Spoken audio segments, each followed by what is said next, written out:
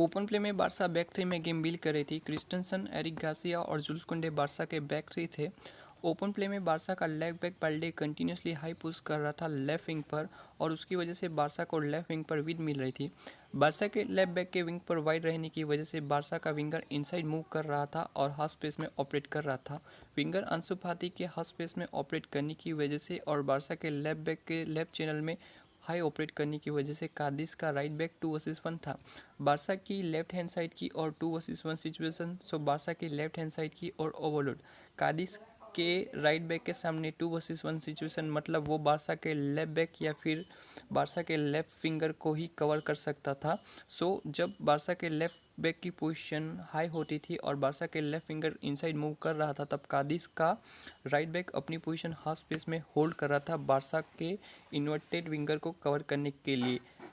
आप यहाँ पर देख सकते हैं कि जब अंसु फाती की पोजीशन हाफ स्पेस में होती थी तब कादिस का राइट बैक बारसा के विंगर के ऊपर था और बारसा के लेफ्ट बैक को लेफ्ट चैनल में बॉल रिसीव करने के लिए स्पेस मिल रही थी।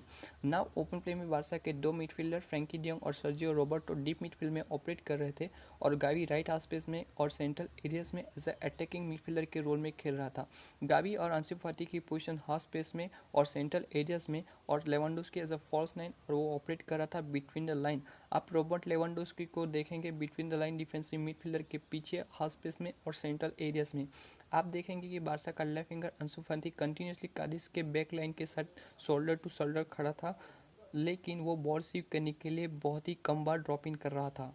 मोस्टली वो कादिस की बैक लाइन के साथ शोल्डर टू शोल्डर खड़ा था। जैसे कि हमने डिस्कस किया, गावी जो अटैकिंग मिडफील्डर के रोल में था वो हाफ स्पेसिस से अटैकिंग रन निकाल रहा था। सो आप देखेंगे कि गावी और बारसा का इन्वर्टेड विंगर कादिस की बैक लाइन को ऑलवेज एंगेज करके रख रहे थे और गावी और इन्वर्टेड लेफ्ट विंगर की पोजीशन हाफ स्पेस में रहती थी। सो कादिस के फुलबैक्स मजबूत है नैरो डिफेंड करने के लिए।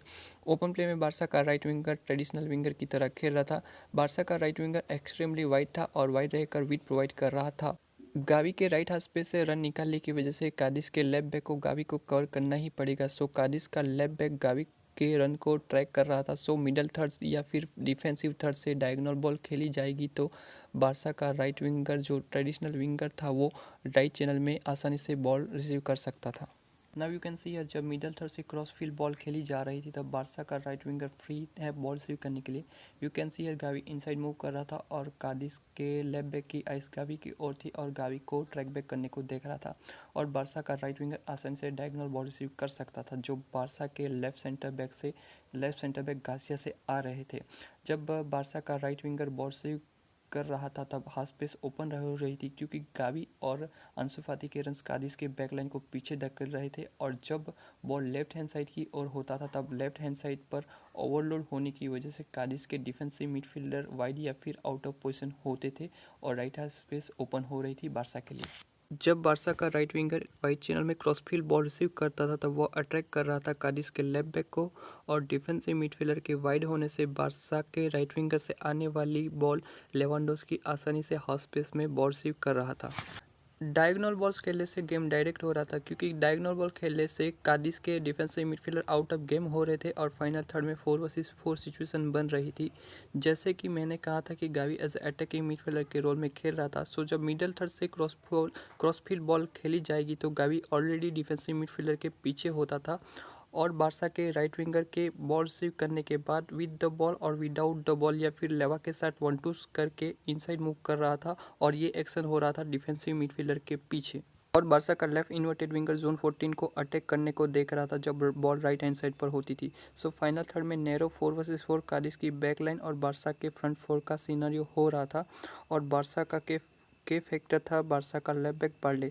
जब ये सीनारियो हो रहा था तो वो रेडी था लेफ्ट चैनल में हाई पुश करके 5 वर्सेस 4 का ओवरलोड रखने के लिए।